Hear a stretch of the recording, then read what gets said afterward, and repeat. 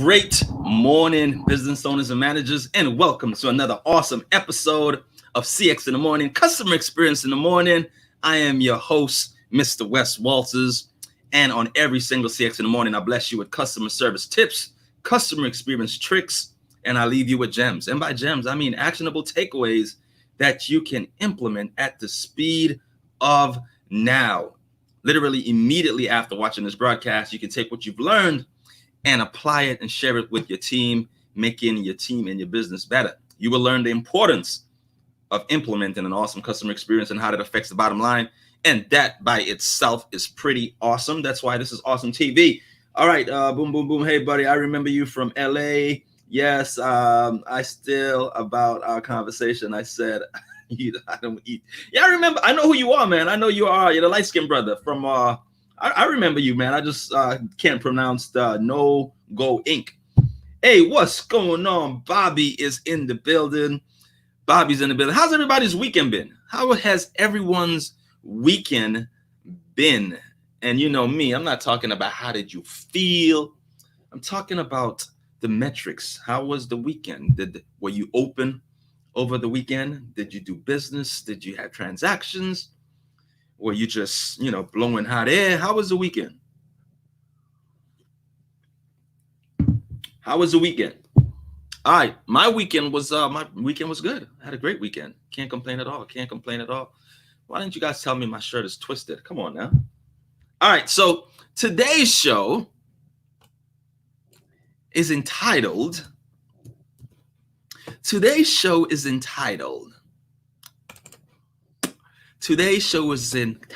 Always Be in Character. First of all, if you're here, if you're watching, say good morning. At least type in and say good morning. At least, please. Say good morning. So, I see you, Bobby. I see you. Today's show is called Always Being in Character. And this came because of a horror story of a situation that I think you can learn from. It's important that, wise people, smart people learn from their mistakes. Wise people learn from other people's mistakes. Like my mentor would always tell me, my baseball coach, Chopper and Shino would always say, listen, you don't need to go to jail to know that you don't need to go to jail. There's enough people that have been to jail already. Just believe them. Trust them. Trust their word. You don't need to go to jail. He's like, Shino used to be like, Wes, you don't need to try crack. You don't need to try crack. There's enough people that have told you that. Just say no, right? Just believe one of them. Everybody who has done crack has said, it usually doesn't turn out too well, right? So smart people learn from their mistakes. Intelligent, sophisticated people learn from other people's mistakes. So this is the story. There's 3 stories today. This is story time. Get around, boys and girls. It's story time. Once upon a time, not long ago when, stop, right? So it's the bedtime story time, right? And the first story is, I have an individual, a friend, who owns a real estate company, right? So she flips homes. So she hired this contractor to do the hardwood floors up because the place had mold, the carpet needed to come up, and hired a contractor to do the work and fix the hardwood floors and some other work around. Now this individual, this sister, has a portfolio. It's about 2.5 million. So she has a lot of properties and she flips properties, right? So she hires this contractor and needed them to do the groundwork, the hardwood floors, right?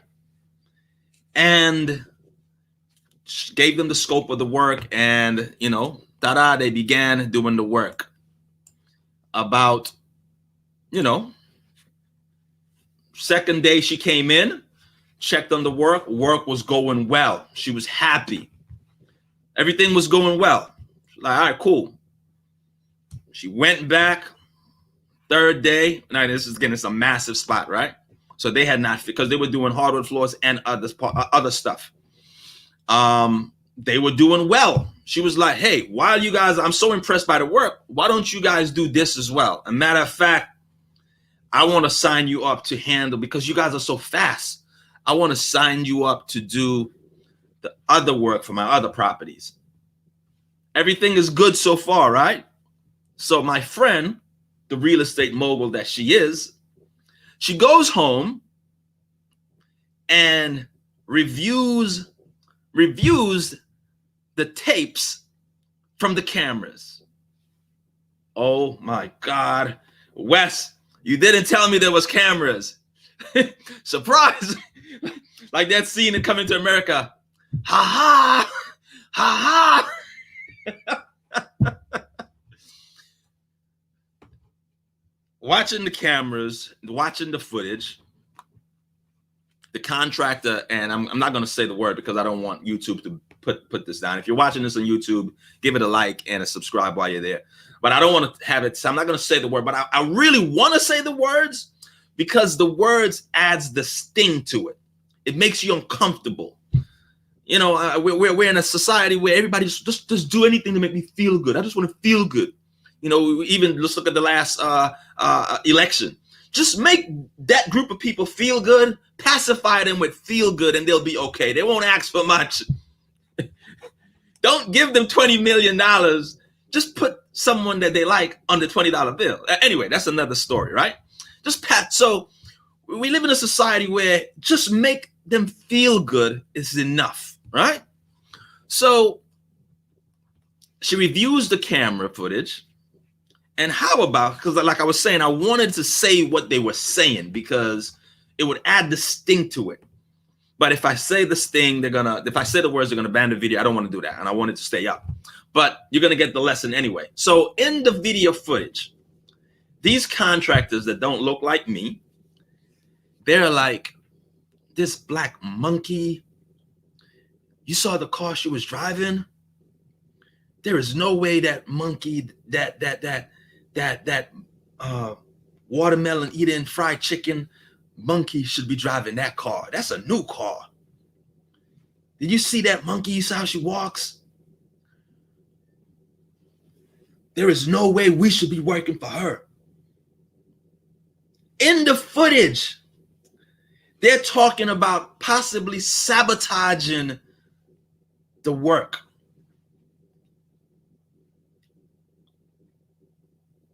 You see, the good thing about those little things in the corner, those little things that are always recording, is that they're unbiased. You can't say, well, what I meant to say was, oh, you're misinterpreting this. This is what it means. Nah, those little things in the corners, the four corners, one, they're always recording. They don't get sleepy. They don't get tired. And they're unbiased. They're unbiased. That's why I like mathematics and I like science. Mathematics is unbiased. 1 + 1 = 2. Doesn't matter how you feel. If you feel sick, it's still 2. If you had a bad day, 1 + 1 is still 2. In Maine, 1 + 1 is 2. In Baja California is 2. In Miami, 1 + 1 is 2. And in Seattle, 1 + 1 is 2. Like mathematics. Same reason why I love science. Like I excelled in science in school, because science is unbiased. Science says the law of gravity, if you walk off this building, you're going to fall and you're going to die. Doesn't matter how you feel. Doesn't matter what you intended to do. Doesn't matter what your God told me. My God told me that I would never be hurt. Well, on your way down as you fall, you check in with your God and see how that working for you. So science is unbiased, and those cameras that are constantly moving, constantly recording, are unbiased. In DC, 1 + 1 is 0. In DC, 1+1 is 0. But those cameras are unbiased. They're always recording. So the footage and the audio recording let her know that this stuff could not be misinterpreted or said or taken it out of content. They were literally calling her fat black monkey. And this black monkey should not be driving this car. She's look at the way she's walking away, not knowing that they were being recorded. When you're making 2.5 million in real estate, you kind of protect your investments. So she has cameras all around, and these contractors were not aware that they were being recorded. And she presented the footage to them. And of course, they began to cry a river like Niagara Falls, like, oh my God, like we didn't mean it. And needless to say, they lost that gig. They lost the contract, and she's possibly going to seek criminal activities because they attempted to sabotage her plumbing. They were not there to do plumbing. But that lets you know that why it's important to always be in character. Let's just say, take away emotions. I know the black people are all take away emotions. I need you to take away emotions here. Let's look at stuff logically. Let's just say they were Ku Klux Klan skinheads. Okay? Let's say that. If they were in character, they could have had that business and all of this black monkey's business and give their money back to the Klan and be happy. If they had stayed in character. What does in character mean? In character mean that once you're performing, like if anyone has ever been to Disney, if you're not familiar with Disney don't have employees. They have cast members. If you're a Disney employee from the custodian to the exec, they're cast members. And a cast member, when they come to work, they're in character. They're on a stage. It's a performance. So take away your religious beliefs, your racial beliefs, take all of that away and know that, hey, I am here to do a job, and this is my stage, this building that we're doing the hardwood floors on, and I'm going to keep my racist and my political and my political views, racist views, and views about fill in the blank to myself because I'm in character. I'm on stage. It's important you as a business owner or manager, you have this talk with your employees. Yes, they don't like individuals that wear red. Yes, they don't like individuals that wear blue. Yes, they don't like individuals from this part of the country. But it's important that once they're in character, they keep those views to themselves. I am 100% sure, positive. I have dined at a restaurant before that was probably owned by someone that didn't care too much about black people. I can put my life on the line, 100% sure. But they were in character like they should be. And they gave me amazing service. They were acting and they knew how to act, and they did a great job. And that's what I was paying for. Put the act on for me. I'm 100% positive you have dined at a restaurant or an establishment, supported a business that really didn't care about you but cared about your business. How many, if you have a daughter, if you have women in your life, you've been to a beauty supply store that's not owned by black beauty supply owners, and they're like, hurry up and pay. Pay and leave. I'm like, lady, I am not here to steal. Like, I don't want anything in this store. I'm bald-headed, first of all. So there's nothing in here for me to steal. And like the energy, you pay and you leave. Don't really feel that they're fond about me, but they like my money. It's okay. So I'm positive that you supported a business or patronized a business that didn't really care that much about you, but they were in character and conducted the transaction, and you were on your way, and they kept their feelings to themselves, and they got your money, and you never knew how they felt, and all things fair. And it was all good. But in this contractor's case, they thought that no one was there, but to their surprise, the cameras were there picking up audio and video of them calling the owner of the house that they're standing in a fat, black, fried chicken, watermelon eating monkey. So hopefully you learned from that lesson. That was a story. Like, again, my mentor would always say, smart people learn from their mistakes. Intelligent people learn from other people's mistakes. So hopefully you as a business owner or manager, you can learn something from that example. Example number 2. This goes back to my undergrad years when I was a server at the prestigious restaurant, Red Lobster, right? So Red Lobster, so Amir from Brooklyn, right? You know, people from Brooklyn can't say, like, you know, so where are you from? No one ever says, where you from? Oh, I'm from Brooklyn, New York. No, never. No one ever says that. So when you ask somebody from Brooklyn where they're from, where you from? Brooklyn, right? So Amir was from Brooklyn and Charles was from Oakland. And after work, like we would work on Saturdays, we would get off like 12 o'clock. And right next to the Red Lobster was a gas station with a liquor store. So after Saturday, after we made all our tips, made money, we would just, I guess, unwind at the gas station / in the same plaza that was a gas station with a liquor store. So right next to the Red Lobster, there was a liquor store and a gas station. So we would all the Red Lobster's employees would go by the liquor store, buy drinks. If you're into smoking what do you call those swishers, they would smoke and just have a drink and have a good time. Say, hey, we had a great day. How many tips did you make? 500, 1,000, whatever, right? So that day, Amir from Brooklyn and Charles from Oakland started, you know, talking about going back and forth about, you know, who's the greatest rapper, pound for pound. And, you know, they started going back and forth. Eventually, you know, it was always about, you know, Wu-Tang, DPG, Outkast. So they were going back and forth. And eventually they got to the Holy Grail where it was Pac and Biggie.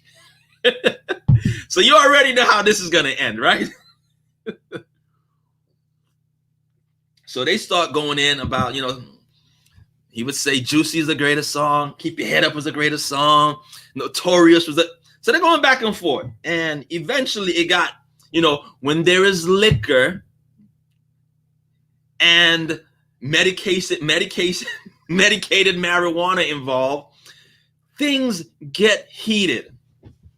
So there was liquor and medicated marijuana involved, right? This is 1997. They had medicated marijuana in 1997, right? So eventually Amir and Charles are like this, going back and forth. Man, Biggie's the greatest. Nah. Biggie ain't got nothing on Tupac. And you know, Amir's like, Tupac ain't nothing. Brooklyn. And the last thing I heard was Machiavelli the Dawn.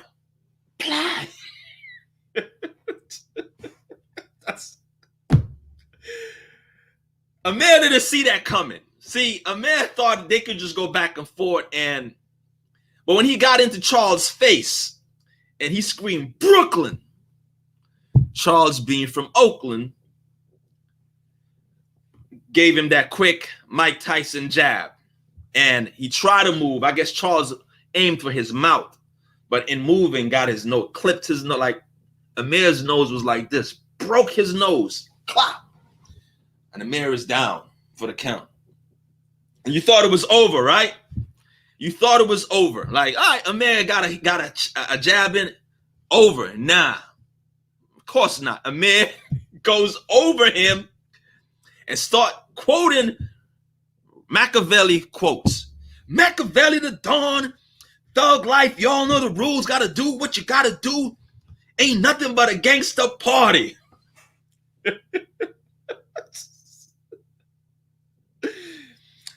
needless to say, at that point, we parted them. Amir got up with his broke nose, picked his glasses up. We were like, yo, man, your gold tooth is over there. Pick your gold tooth up. Amir got up, so Oakland 1, Brooklyn 0. Oakland 1, Brooklyn 0. Now, I think I'm the greatest Tupac fan ever. I love Tupac, right? At least that's what I think. Now, if you are a Tupac fan, you think you love Tupac. I'm here to tell you, you do not love Tupac like people from Oakland. Okay? Now, people from Southern California, like LA, when he got to death row, they think they love Pac.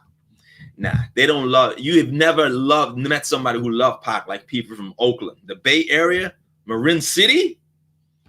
They love Pac, and here's why: Pac is like sacred to them because they remember Pac before he was Machiavelli, before he blew up on death row. They know Pac from his genesis. They know Brenda's Got a Baby Pac. They feel like they helped cultivate Pac for who he is. So people from Oakland, like, it's Bobby Seals, Huey Norton, and Tupac. Like, it's that level. So Pac is a saint to them. So Amir, being from Brooklyn, probably didn't know that. And he got into Charles' face, and Charles put some things on him. But the story goes like this. So after the fight, guess who pulls up? Brian, the manager at Red Lobster. And Brian saw that Amir had his apron, his Red Lobster apron, in his pocket.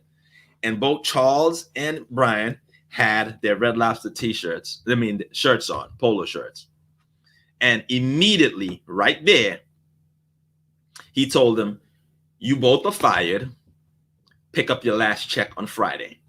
And you're like, how in the world can you fire me and I'm not working? I'm off the clock. Because you have on Red Lobster's uniform. So you are representing Red Lobster out here, thugging it up. So you are fired, my friend. And rightfully so. Now, in 97, when I was 19, I was like, you can't fire. At my age now, 44, I'm like, rightfully so.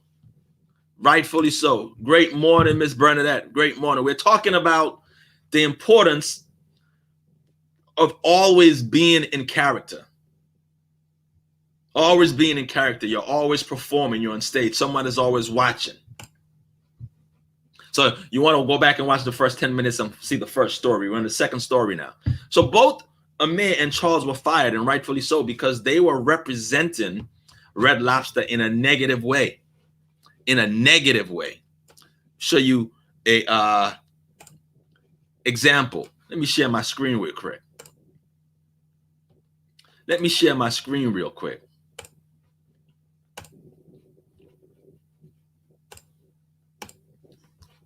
So as you can see right here, here is a sister that got into a scuffle, and her mugshot, she has on her employee's uniform. And you're like, well, Wes, we can't see. What's the employee uniform? Papa John's. She took her mugshot with her Papa John's uniform on. Now, I know some of you are saying, well, any publicity is good publicity. Yes, if you are a company on Papa John's level, where you have the marketing budget to quell all negative press. But if you're small and you don't have the marketing budget like a Papa John's, then negative reviews are bad for you. People are going to be like, what type of thugs do they have working at Johnny's restaurant? If this is the way their employees act, I definitely don't want that person handling my food. So here it is in a mugshot with your brand. Let's put your brand right here, so we can see how detrimental having your uniform and representing your business is at all times, even when they're not on the clock. They are a reflection of your business. So today, in your SOPs, you need to have and let your employees know, all the ones that are coming on board, the new ones that are coming on board, let them know that once they have your uniform on, they are representing your business, even if they're not on the clock. And if they do something negative in a negative view that can affect your business in a negative view, that they will be disciplined or terminated as if they were here on the clock. That needs to be updated in your in your SOPs today, not tomorrow, today. And the last story was, I am a member of the prestigious university, Hustle University, and I'll be the first to say that when you see these gentlemen right here, you see these gentlemen. Yes, we are not we're not the best clean cut group of guys, right? These guys, look at his eyes, look at him with the fro, look at him. He's not shaved up. Like, I get it. We are not clean cut, right? I get it. We're always repping HU, Hustle University. I get it. So these guys are not the cleanest of cuts, right? I get it. But if you're not familiar with Hustle University and the Makeaway educational consulting firm, is that we are in over 100 schools before COVID, right? 100 schools throughout the country. And we offer emotional intelligence training for kids and transition training for kids. And we work with our ideal clients of principals and public school systems, right? So we do a lot of work in the school system, and we are good at it. There's nobody better. I don't want you to think that I'm just bluffing. These are the packed rooms of individuals that want to listen to, those guys that are not as clean cut as they need to be. Social emotional learning for kids. These are the packed rooms. Every time we present, sold out, packed room, standing room only. These are the packed rooms. These are the tables after we're finished presenting. Makeaway. This is the packed room. So we're always packed out. Always. Packed rooms. Packed room. So I wanted to show that, because I didn't want you to think that I was bluffing, that, okay, who are these guys that look so unpolished? And and this is the way we present, by the way. We don't produce no suits. Nah, t-shirts and jeans. And put that work in all the rooms. All of our breakout sessions are so to let you know that this is not bluff. Because Wes, you probably photoshopped those pictures. Nah, here's video. Founder. Start doing this, y'all. Make some look. Here's the founder.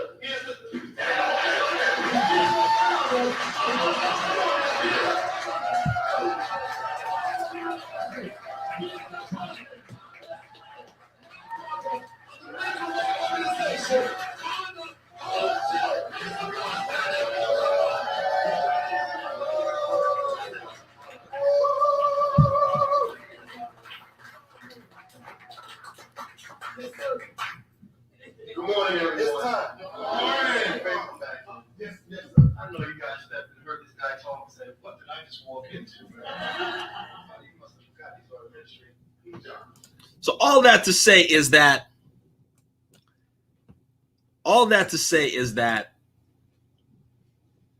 we do the work, and all of the individuals you saw in that room were administrators. They were administrators. They were principals and administrators of school districts. Now,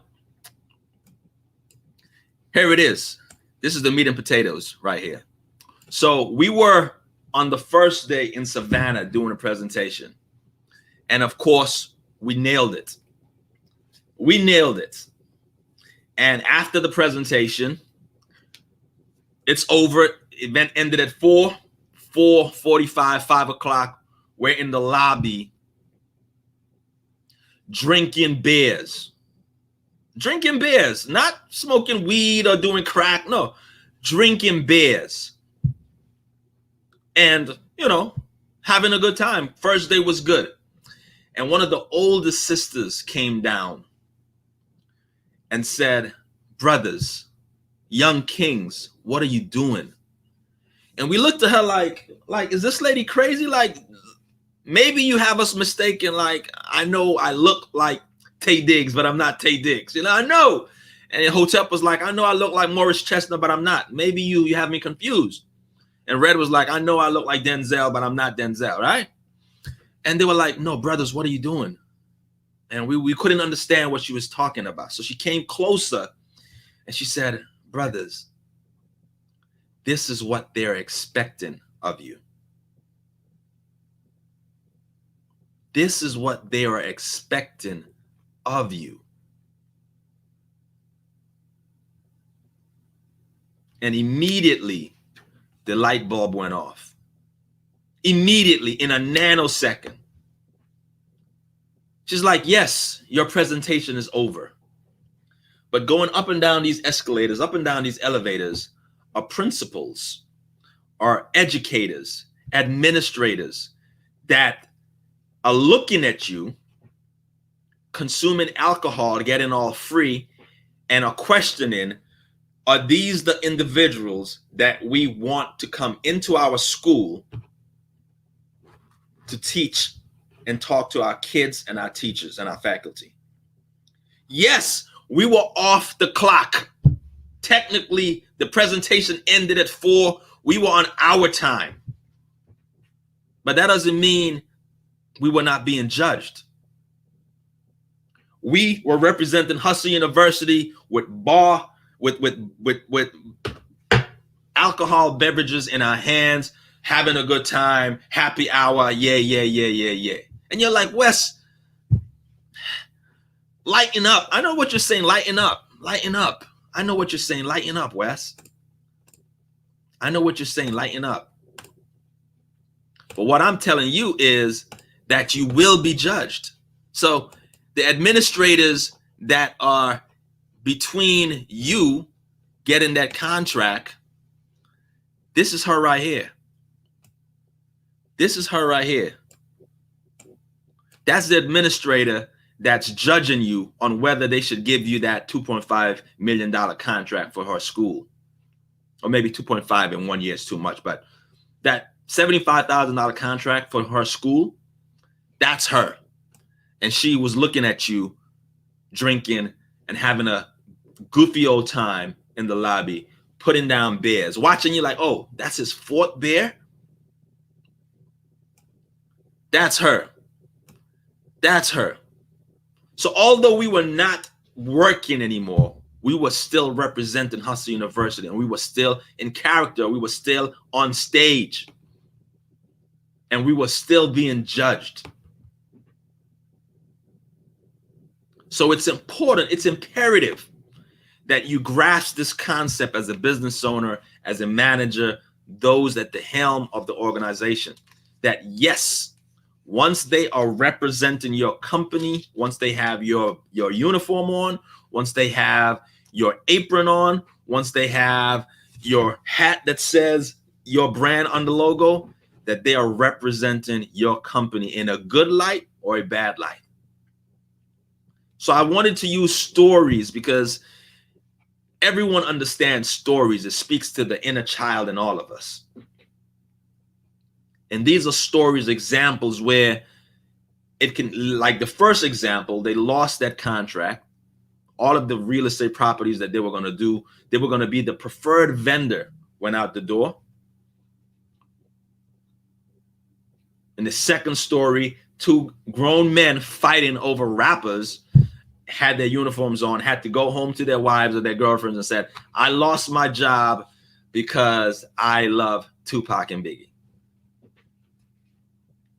Men, grown men who can't control their emotions, who couldn't say, hey, look, you love Pac, I love Biggie. We are going to agree to disagree. He's my favorite rapper. He's your favorite rapper. Let's leave it as that. No, grown men couldn't control their emotions, got into a fight, went home that night with no job. And then the third example, here it is, we as 3 black men thinking that we're off the clock and drinking Now, is it fair to can Joey and Billy have happy hour and drink as usual? Yes. We all know we're not judged at this by the same caliber. We know that. Let's just talk. Let's not even waste time talking about that. They're expecting you to be, oh, he's a drunkard. Oh, he's going to drink and then he's going to jump in the car and drive home drunk. They're expecting that. So you have to literally counteract the narrative so strong that, like, look. So after that, and we thank that sister. Today, she's one of our friends because she was an older head. She was seasoned. And she saw the potential in three brothers representing this company. They were like, no. I'm not going to allow you to ruin this for yourself. She saw things that we didn't see. She was like, no. You buy your beer and you go back to your room and you can drink until you pass out. Buy your beers, take it back to your room and drink until you pass out. But once you're in view of the individuals that are about to sign contracts over to you, the individuals that are in charge of school systems, the individuals that are in charge of buying and purchasing curriculums, you cannot be intoxicated and under the influence. Again, they are always representing your company. They are always representing your brand. And you too, you as a business owner and manager, you're always being recorded. You're always on. You stay ready so you don't have to get ready. If you own a beauty supply store, you should never be caught out at the gas station looking a hot mess. You're like, or you're a beautician out looking like a hot mess. You're like, well, how can you? Because you're going to be judged. Is it fair? No, it's not fair. But that's the burden you have to carry as you choose, because you chose to walk this path. Now, at any time you want to, if it's too big of a burden, you can just say, I don't want to do this path anymore. But if you're going to walk this path, that's one of the burdens. That's the cross you have to carry. All right. So that's that. I just wanted to drop those 3 stories on you guys and let you know